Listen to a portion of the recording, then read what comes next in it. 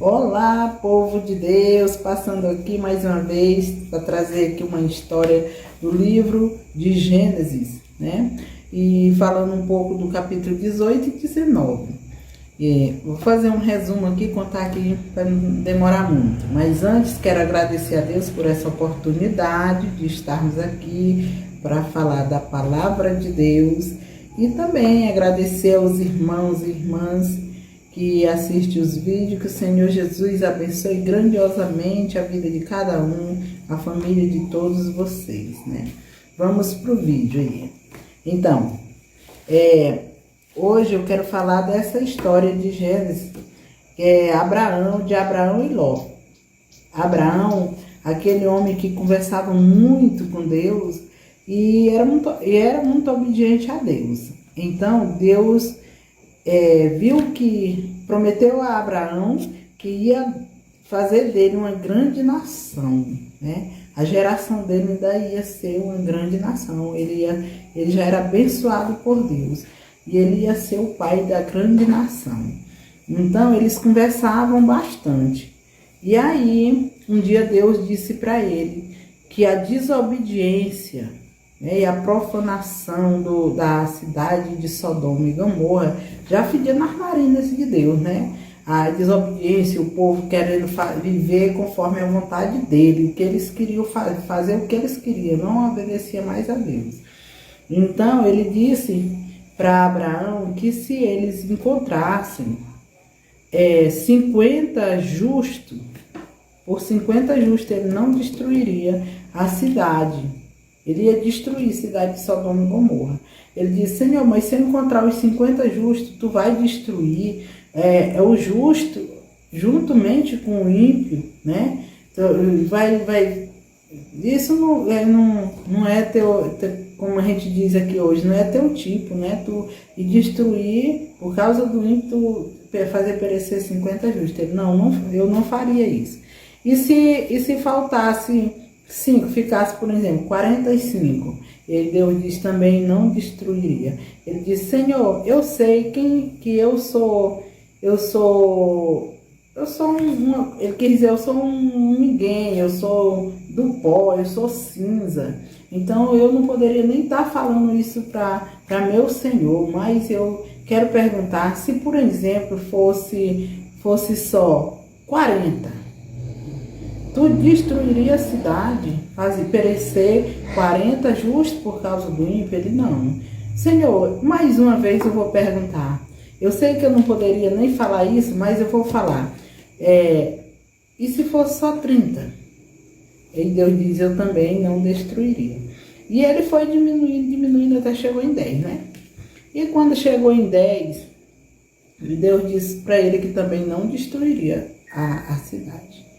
Então, eles foram atrás de ver quantas pessoas iam encontrar. Aí Ló, né, estava dentro da cidade e foi procurar o justo. Quando chegou lá, ele não a encontrou, portanto, né, os 10 lá, ele não encontrou. Então, estava ele, a esposa e mais 2 filhas. Aí o anjo de Deus disse para ele: sai fora da cidade, porque Deus vai destruir a cidade e vai para as montanhas. E ele disse: meu Senhor, se eu puder fazer mais um pedido e tu me conceder, eu gostaria de ficar numa cidadezinha pequena, mas lá dava para ele sobreviver. Era muito melhor que na montanha. Ele diz: então está concedido o teu pedido, vai rápido. Entra na cidade, não olhes para trás. Então ele foi, caminhou com a mulher, né, e as 2 filhas, e quando foi terminando que ele entrou na cidade, a mulher olhou para trás. E lá onde ela parou e olhou lá, ela virou uma estátua de sal. Então, o Abraão, que estava na outra cidade, no mesmo ponto, foi no mesmo ponto onde ele conversava com Deus. E de lá ele viu, né? Disse que muita fumaça como a fumaça de uma grande fornalha. E aí ele disse que viu aquela fumaça queimando tudo. e era a destruição de Sodoma e Gomorra. Que Deus fez chover fogo do céu e destruiu aquelas duas cidades por causa do pecado, da corrupção, da profanação, né? Que estava demais, já grande demais. Então, acontece a história até aqui, vou resumir mais um pouco, aqui, explicando um pouco sobre. Então, se naquele tempo que Sodoma e Gomorra foi destruída por causa que a profanação já fedia nas narinas de Deus, ele já não aguentava mais, suportava ver tanta coisa, que ele diz, tanto pecado, tanta coisa errada, né? Tanta desobediência. Agora você imagina que naquele tempo que Sodoma pegou fogo junto com Gomorra, naquele tempo eles não tinham tecnologia, naquele tempo eles não sabiam nem o que era energia, naquele tempo eles não tinham carro, esses carros que tem hoje, não tinha moto, naquele tempo não tinha um computador, naquele tempo não tinha um celular, naquele tempo eles não tinham nada assim dessas coisas. Então, e já a profanação já foi tão grande, fedia nas narinas de Deus, né? Então, agora eu fico pensando assim, e hoje que o homem deixa de seguir a Deus, de ouvir a Deus por causa do celular, por causa da televisão, por causa que ele pega a moto dele, o carro dele, ele tem que ir para brincadeira, para as coisas mundanas e andar e se divertir. Hoje ele tem muita opção de coisa para ele fazer, né? Hoje ele tem tecnologia para ele fazer o que ele quiser. Então, eu fico pensando, se naquele tempo que não tinha nada disso, o homem cometeu tanto pecado que fedeu nas narinas de Deus, que ele já não suportava mais o mau cheiro de tanto pecado.